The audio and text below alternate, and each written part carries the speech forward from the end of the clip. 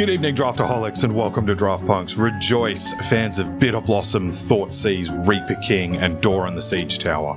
Magic is returning to the light-filled innocence of Lorwyn and the night-filled terror of Shadowmoor. But the Eclipse has come, and the two planes are now one. Welcome to your pre-release and draft guide for LORWYN Eclipsed.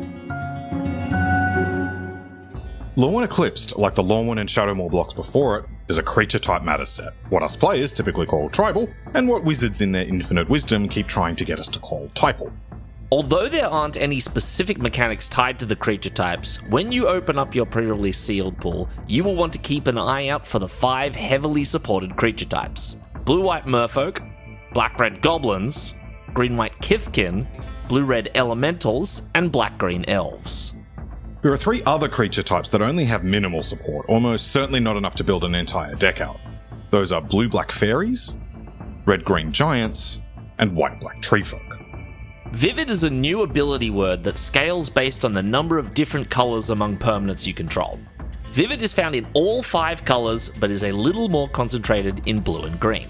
For example, Shine Striker is a 6-mana 3/3 flying that draws cards equal to the number of different colours among permanents you control, and Wildvine Pummeler is a 6/5 reach trample for 7 mana, -1 mana for every colour among your permanents. So if you can manage to get to all 5 colours, then your Shine Striker will draw 5 cards, and your Wildvine Pummeler costs only 1 and a green.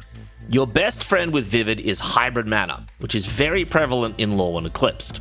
Remember that each Hybrid Mana card is both of the colours in its mana symbols, regardless of how you actually pay for it.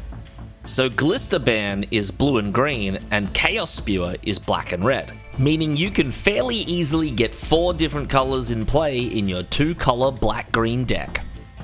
2 quick rules notes about Vivid. Firstly, remember that lands are colourless, so they will not add to your Vivid colour count. Unless, of course, you happen to draft a Shimmer Wildsgrove, in which case you can make your land quite colourful and potentially add that 5th colour that your hybrid cards are missing. Secondly, any cards that have triggered abilities that use Vivid will count the number of colours on the resolution of that ability, so be careful. Your opponent can remove one of your creatures in response and potentially take you off 1 or even 2 colours. Tying the whole room together is Changeling, which actually originated back in original LORWYN, even if Mistform Ultimus was the OG in our hearts. Changeling gives a card every creature type. So yes, that means your Changeling Wayfinder and Flock Imposter are indeed Goat Trilobite Egg Assassins and Sand Vulva Cockatrice employees. Changelings are a fantastic tool from past tribal draft sets that help you run different packages of creature types in one deck. So if you're drafting Blue-White Merfolk, but you picked up an Eclipsed Kithkin that you want to run anyway for value, well, you'll be able to pick up any Omni-Changeling that you hit off the Kithkin without needing to run any random boring Kithkin that don't work with your Merfolk plan. There is also a 5-card cycle of common hybrid mana changelings in each of the unsupported colour pairs. These will absolutely be the glue that help your tribal synergies, vivid effects, and colour needs all come together. On LORWYN, creature types and Changeling can also appear on non-creature cards thanks to Kindred. Kindred is a card type, not a super type, that is added onto other cards to enable them to have creature types. Kindred was formerly called Tribal because, once again, Wizards likes randomly changing the names of things. Wizards abandoned Tribal many years ago for standard sets because everyone got confused about it rules-wise. But those rules issues were mostly under the hood, and Kindred plays out very easily, and we're happy to see it back in its original home of LORWYN. We've actually got some fan-favourite Kindred spells returning, including Nameless Inversion and Crib Swap, both of which are instants with Changeling. There's also a cycle of Kindred cards at uncommon, 1 for each of the major creature types: Kithkin, Merfolk, Goblins, Elementals, and Elves. The one tricky rules thing to be aware of is that any card that looks at the top cards of your library and asks you to reveal, say, a Goblin card, can find a Kindred non-creature card with that type. So that means that each of the creatures in the uncommon Eclipsed cycle can find Nameless Inversion, Crib Swap, or any of the other Kindred cards that match their type. However, any card that refers to a Goblin creature or Goblin creature card is referring specifically to creatures and won't interact with the Kindred non-creatures. This is mostly for your constructed or commander decks. The only example we can find of that within LORWYN Eclipsed is Bloodline Bidding, which can return all of your, say, elf creatures, but not your Morkan's Eyes. Kindred also works amazingly well with another returning mechanic in LORWYN Eclipsed, Behold! Fresh off its success in Tarkir Dragonstorm, Behold is back with much broader creature type support.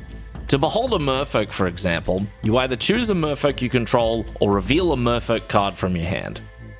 Note that neither of these specify Merfolk creature, so yes, you can choose your Furdok core in play or that Sigs command in your hand to help pay a Behold cost. Silvergill Mentor here is part of another 5-card cycle of supported creature types who all have Behold one of their type or pay 2 mana as an additional cost. These will be great in any deck that really goes in on that creature type while also not being mega punishing when your draw just doesn't quite work out. But if you've got enough changelings, hey, go for your life on any of them. There is also a cycle of undercosted champions at Rare that ask you to behold a creature type and exile it. For these creatures, instead of just dramatically pointing to your, say, elemental in play or in hand, you need to exile it under your champion, and then you'll get it back in your hand when the champion dies. These are a sweet callback to the champion mechanic from original LORWYN, most famously seen on Mistbind Clique. Note that unlike the original champion mechanic, the new champions will return the exile card to your hand, not to play if that's where it started. So, no flicker shenanigans this time around for all you degenerates out there. The last new mechanic is Blight, which shows up primarily in black and red, but with a little sprinkle across the other colours too. To Blight X, you add X -1/-1 counters to a creature you control. For example, you may wish to put 2 -1/-1 counters on your creature because you want to draw a card off your Blighted Blackthorn, or you might put 1 -1/-1 counter on one of your creatures to lower the cost of your Bog Slither's Embrace, or get an extra turn to cast the cards off your Burning Curiosity. There are also a few cards that force your opponents to Blight. Champion of the Weird allows you to Blight 2 and force your opponent to Blight 2, while High Perfect Morkid forces your opponent to Blight 1 every time an elf enters. Finally, even though it's not explicitly spelled out, the Blight mechanic is designed to work really nicely with the Tree Folk, who come equipped with a massive dump truck of an Blue-White Merfolk plays with the theme of tapping its creatures for value. You can tap your creatures to tap your opponent's creatures with Wonderbrine Trapper, reanimate your small creatures with Meander's Guide, or make your Gravelgill Scoundrel unblockable. But it's not all cost and limited benefit. You can pair any of these dapper tappers with creatures that give you a benefit from becoming tapped, like Wonderbrine Preacher, who will gain 2 life, Silvergill Peddler, who lets you loot, or Pestered Wellguard, who will gift you a free 1/1 Flying Fairy. Toss in Gold Uncommon Deep Channel Duelist to untap your Merfolk, and you're barely paying any cost at all. Blue-White Merfolk also has a well-supported Convoke sub-theme, where you can tap your creatures to help pay for your Convoke spells. So you can combine all of your Merfolk who love being tapped with Temporal Cleansing or Protective Response for some removal, or Sam's new favourite card of all time, Unexpected Assistance, to keep digging through the deck for more Fishfolk and Convoke. Hybrid Common Merrow Skyskimmer is your best friend here, not only having Convoke itself, but providing 2 Merfolk bodies so you Convoke before you go broke. Everyone knows that goblins are disposable idiots, and the LORWYN Eclipsed Black-Red archetype treats them that way. But rather than the usual Black-Red sacrifice, Goblins plays with the new Blight mechanic. Hybrid Common Chaos Spewer gives you a one-shot Blight effect, but really keep an eye out for those repeatable options like Gristle Glutton, Warren Torchmaster, and Sting Slinger. You then want to pair these with the disposable idiots who only exist to be tossed in a slingshot. Bilevile Boggart, who will toss a -1/-1 counter at your opponent's creature, Mudbutton Curse Tosser, who can kill a 2-drop, or even a Wretched Wretch, who will come back the first time you kill it with Blight. But even if you can't find any who volunteer as tributes, the Goblins can provide plenty of other cannon fodder.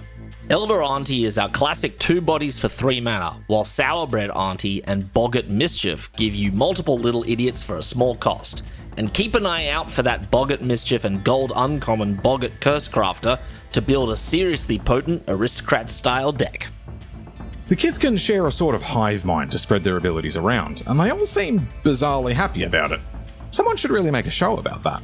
The Kithkin want nothing more than to be surrounded by their own. Kinsbale Aspirant, Crossroads Watcher, and Bristlebane Outrider all get bigger every time a new creature enters. Hybrid Uncommon, Wary Farmer gives you some free surveils once per turn, and Dundulan Weaver turns into Eternal Witness if you've got 2 other young whippersnappers in play. Of course, this all points to a nice go-wide sort of deck, with repeatable mass pump on Gallant Foul Knight and Timid Shieldbearer, or using cards like Thoughtweft Enhancer and Gold Uncommon Thoughtweft Lieutenant to pump up one chonky hero to send into the fray. Keep an eye out for more subtle ways to make this deck tick, like Flock Imposter, who can provide 2 turns worth of creature enters triggers, or Dawn's Light Archer to get those triggers at instant speed. Blue-red in LORWYN Eclipsed is big spellelementals, paying you off for casting spells with mana value 4 or greater, which Final Fantasy fans might remember for crushing that particular draft format. Once you get to casting your big boys, you will have Kulrath Mystic attacking as a 4/4 Vigilance, Enraged Flamecaster chicken nugging the opponent for 2, and Hybrid Common Flaring Cinder giving you free rummages. The best of the bunch though is Tanufel Rhyme Speaker, who gives you a free card to draw every time you cast a spell of mana value 4. We're going to share a little secret. Sure, you could actually spend 4 mana on your big spells like some removal in Feed the Flames or Gold Uncommon Twin Flame Travelers to just double all your value, and you could use Flame Braider to give you a big mana boost to get there. But the smart blue-red player will only be paying 2 mana for their swat away, and potentially even less for any of the Convoke spells like Unexpected Assistance or Rhyme Chill. Elves on LORWYN are not your pretty Dominaria elves. These guys are filling up the graves, and they want more elves pushing up the daisies. Creekwood Saferite and Lissalana Dignitary just want 1 elf in the bin to get going, while Morkan's Eyes and Moonvigil Adherence scale with each elf in your graveyard. But you don't need to go through all the hassle of getting them killed off the board. Scarblade Scout and Dawnblade Eulogist give you some easy self-mill to get the little pointy-eared weirdos where they belong. But for those who don't like self-mill, you can always use Iron Shield Elf to ditch them from hand, Scarblade's Menace to trade your elf off in combat without actually losing any battlefield presence, and Requiting Hex or any of Black's other Blight cards to use your elves as quasi-sacrifice fodder. And don't forget, your Nameless inversion will count for all of those elf counting effects. Isn't it great when your removal supports your tribal theme? The other 5 pairs in LORWYN Eclipsed are not explicitly supported, so we wouldn't necessarily endorse drafting them early on. But if you do, keep an eye out for some of the overlapping synergies between the tribes. Blue-black, for example, will get the disposable goblins from black, but then also the convoke spells in blue, so maybe blue-black is convoke control? Meanwhile, red-green sits at the intersection of red's go-wide goblins and green's go-wide Kithkin. White-black gets both Merfolk and Kithkin to make lots of bodies, then black to blight onto them for value to build your own sacrifice archetype. Green-blue is similar to blue-black in that it gets easy access to creatures along with blue's convoke spells, but will also enjoy some of the mana value 4 payoffs from elementals. Don't play red-white. Regardless of whether you are into tapping fish, tossing goblins, plugging into the hive mind, spellementaling, or burying elves, LORWYN Eclipsed has got you covered. As always, we will have our first draft video with LORWYN Eclipse the day the set is live on Arena. So to come join us for some nonsense, all you need to do is remember what to call a werewolf on YouTube. It's a like and subscribe.